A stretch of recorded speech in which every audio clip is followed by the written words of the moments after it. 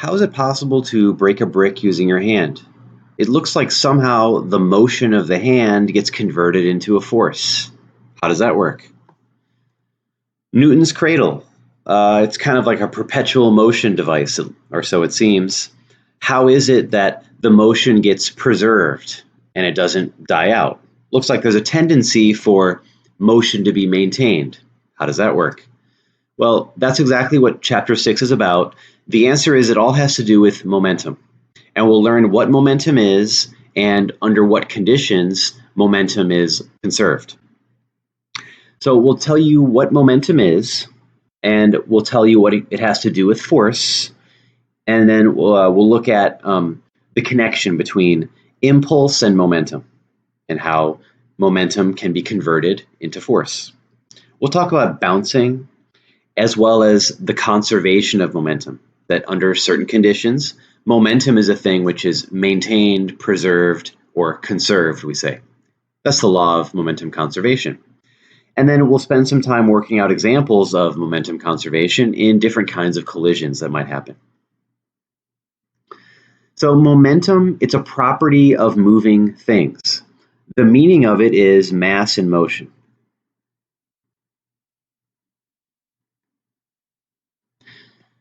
A moving object has to have mass in order to have momentum.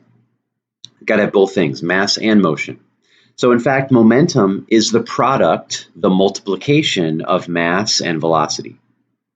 Mass multiplied by velocity is what we call momentum. Sometimes for short, we call it letter P. So it's a product, it's mass and velocity together that determines momentum. Examples, a moving boulder has more momentum, greater momentum, compared to a stone, like a little rock, rolling at the same speed. It's not just about the speed, but also the mass. The tiny stone has a smaller mass. A fast boulder has more momentum than a slow one. It's not just about the mass either. The velocity also makes a difference. And a boulder at rest has no momentum at all, zero momentum. It's got the mass, but not any velocity.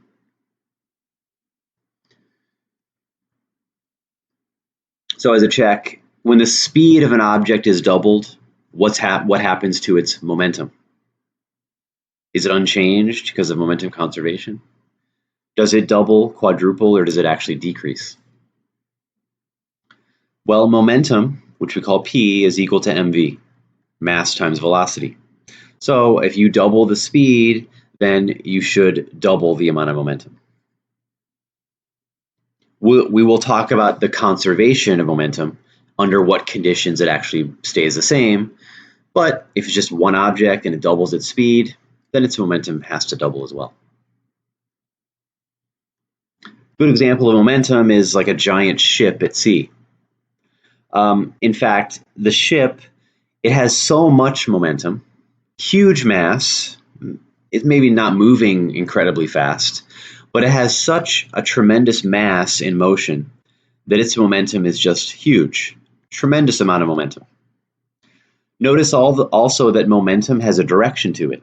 It's mass times velocity, so it is a directed vector quantity. But it has so much momentum that a ship like this has to turn off its engines 25 kilometers out in order to stop in time.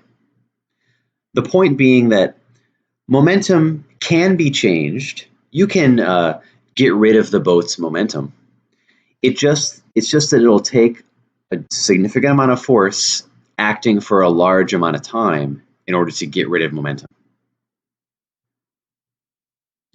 That brings us to the next topic. We've now defined what momentum is. Now the next issue is, how in the world do things get momentum, or how do they lose their momentum? That's called impulse.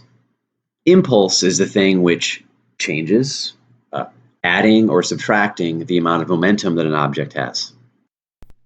How do we change something's momentum? Well, to change momentum, you've got to change its velocity. And to change velocity, you need to cause acceleration. You need to accelerate the change velocity.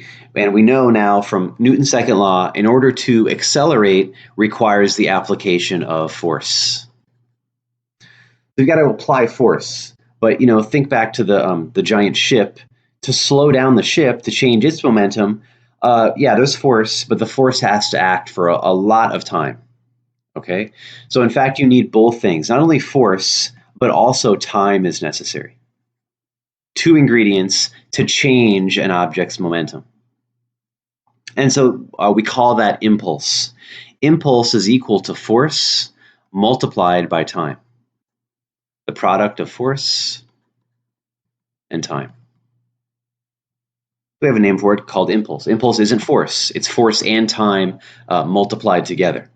Just having a force acting on a thing isn't enough to change its momentum. The force has to act for, is it a split second, or is it many seconds, or is it hours? So there's a relationship between how much impulse is applied, the force and the time, and how much momentum an object gets. It's called the impulse momentum theorem.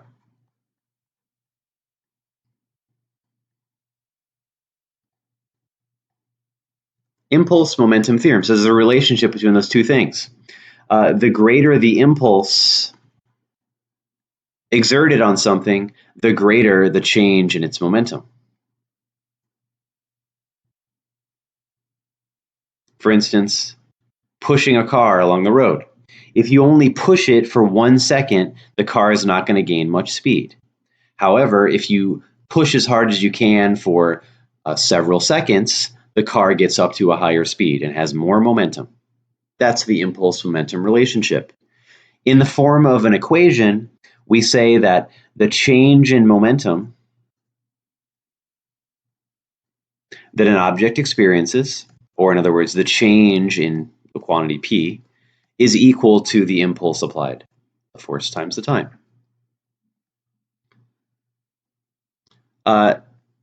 Case 1. Sports gives lots of examples of changes in momentum. For example, hitting a baseball or hitting a golf ball. They are sudden increases in momentum. In these cases, the time of contact is very short, extremely brief.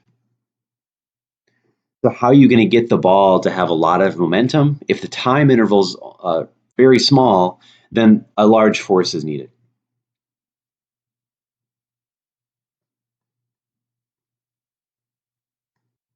There's a large applied force. As evidenced by the fact that the golf ball is actually squished during the impact. Try to do that by hand. No, that's very difficult because there's a huge amount of force involved to deliver so much momentum to the ball in such a brief amount of time. Remember that impulse is force times time. So if you want to give the ball a significant momentum, you need a giant force if the time interval is very brief. Now, what about when the ball is caught, like catching the baseball? In that case, you have to get rid of the ball's momentum. The ball is moving and you want to stop it. So how do you get rid of the ball's large momentum? Well, to do that, you want to extend the amount of time. If the time is very large, then you don't have to push as hard to slow it down. It's kind of like the ship at sea. You push for a long time, and that way not that much force is needed to slow it down. Same deal with catching a ball. You ride with it so that it extends the time of the catch, reducing the force. You don't want to get hurt catching the ball, so you ride with it, make the time larger, and the force is smaller. Let's compare hitting the ball versus catching the exact same ball. Notice carefully that the ball gets some momentum. When it's caught, the exact same amount of momentum is removed from the ball. Okay, so that means that when you hit the ball, the amount of momentum change is the same. In fact, hitting the ball, there's some change in momentum. When you catch the ball, you're removing the exact same amount. So it's just opposite, in fact. So if the ball gains 100 units of momentum when it's hit, when it's caught, it loses 100 units of momentum, minus 100. Let's compare the time of the forces on both cases. Well, when hitting the ball, the time is very brief, super short amount of time in hitting it. When you catch it, the time is extended, it's a longer amount of time. Let's compare the forces that are involved. Remember, the amount of momentum change is actually the same in both cases, plus 100, minus 100, but it's the same quantity of it, same magnitude, we say. So if the time interval is very short, when you hit the ball, the force must be much larger. Versus catching it, it's the same amount of momentum change, but occurring over a longer amount of time, the force is smaller.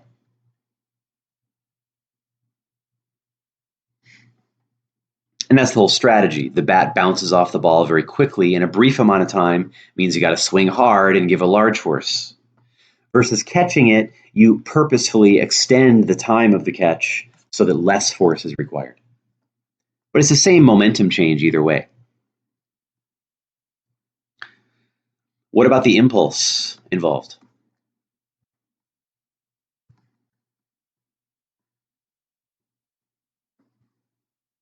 Let's talk about that in Zoom. Question: when the force that produces an impulse acts for twice as much time, the impulse is unchanged, doubled, quadrupled, or halved. Well, let's remember what impulse is. Impulse is force multiplied by time. So if you double the amount of time that the force is acting, that will simply double the impulse.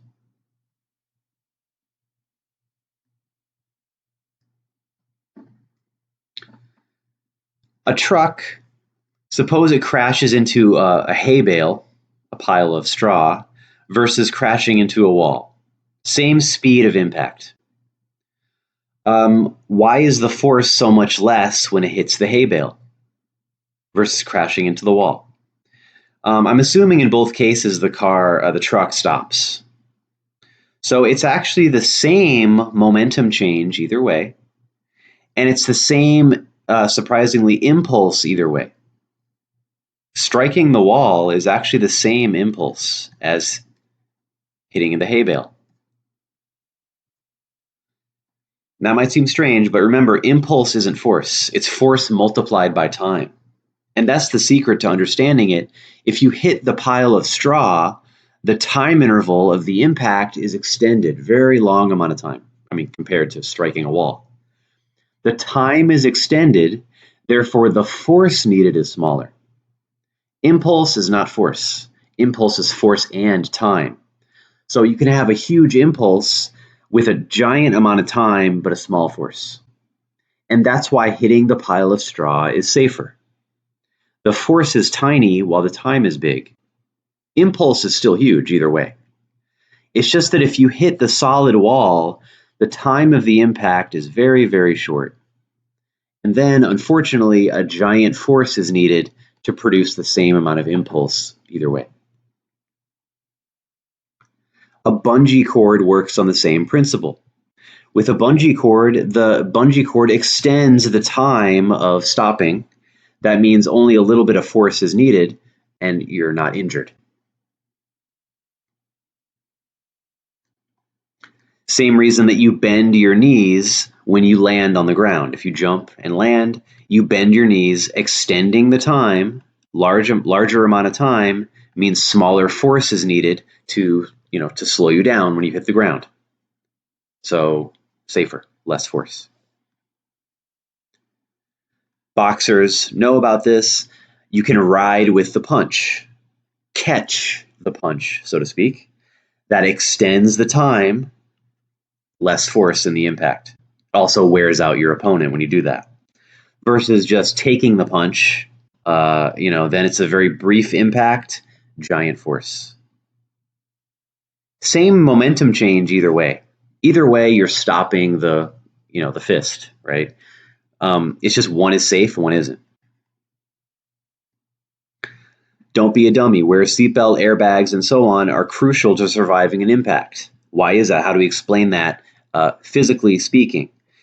Whether you just crash into the steering wheel or you hit the airbag, it's the same impulse either way. However, the airbag and the seatbelts extend the time of the impact, so the force is smaller and you're safer. A cannonball shot from a cannon with a long barrel emerges with a greater speed. Now, why is that? Is it because the cannonball receives a greater force, a greater impulse, both of the above, or none of the above? Well, a long barrel isn't going to change the force of the explosion. The explosion's the explosion. However, a long barrel does extend the amount of time that the force pushes on the projectile. So now you've got a bigger time, same force either way, but if you make the time larger, that will grow the impulse that the cannon can give.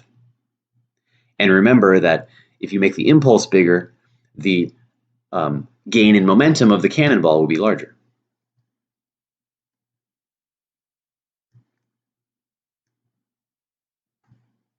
Okay, so we've learned momentum is mv, impulse is force times time, and in fact, they're equal to each other. The change in momentum is equal to the amount of impulse that's applied. Let's think about that for a second in terms of the karate chop again. When a karate chop is done, the fist has to gain a lot of momentum. So there's a wind-up involved where he's throwing his hand downwards. He's giving as much force as he can to his hand and spending as long as possible winding up and giving momentum to his fist.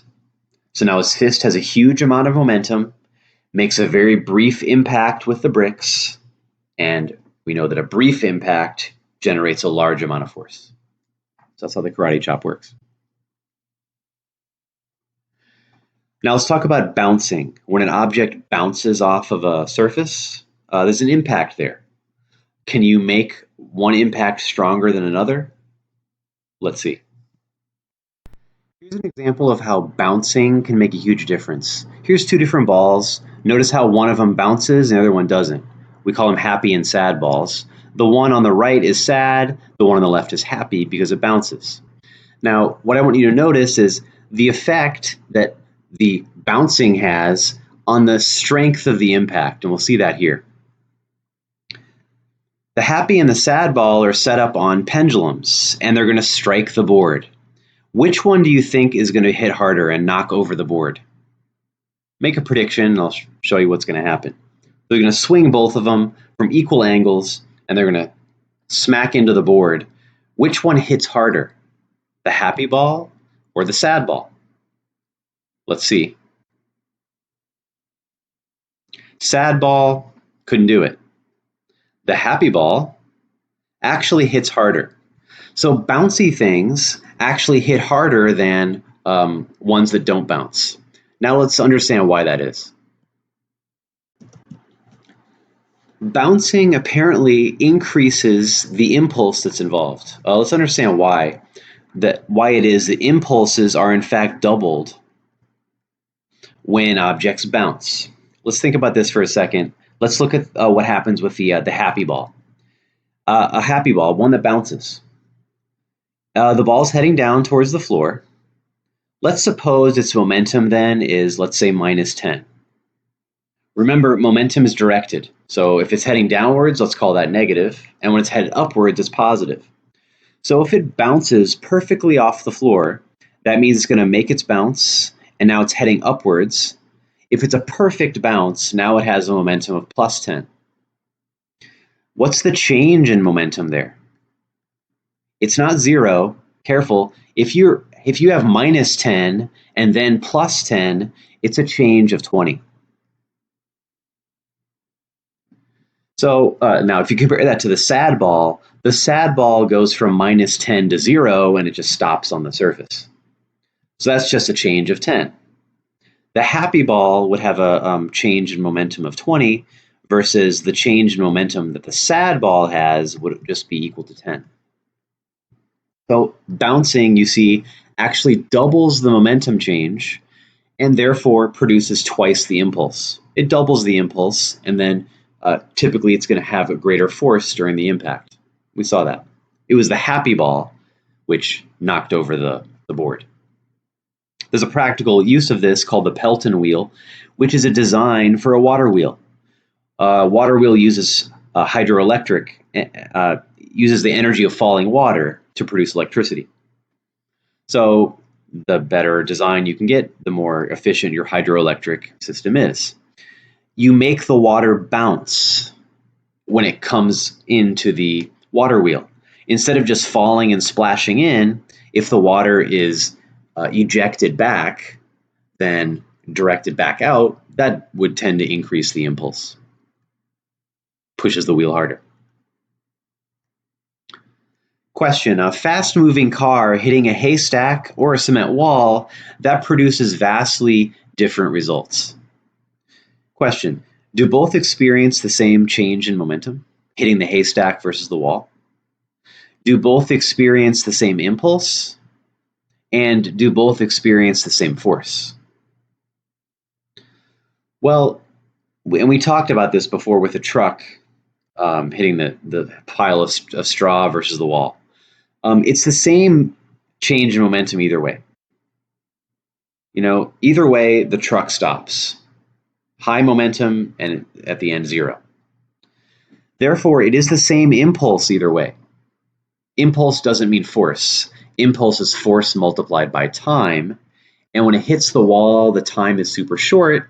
That means the force is very large. So it's yes for 1 and 2. Definitely not the same force hitting the wall versus the pile of straw. When a dish falls, will the change in momentum be less if it lands on a carpet than it lands on a hard floor? Let's assume it doesn't bounce.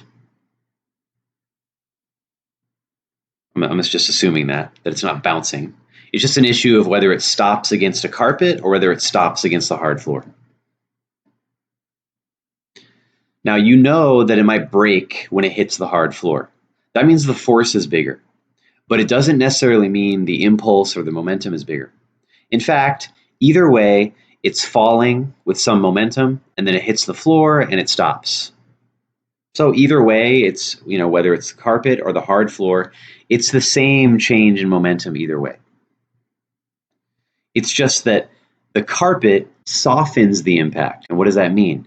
Softening the impact means it makes it more gradual, right? The carpet has all these fibers on it. So if something falls against the carpet, the impact actually takes longer. It extends the amount of time, so the force is less. Kind of like a bungee cord.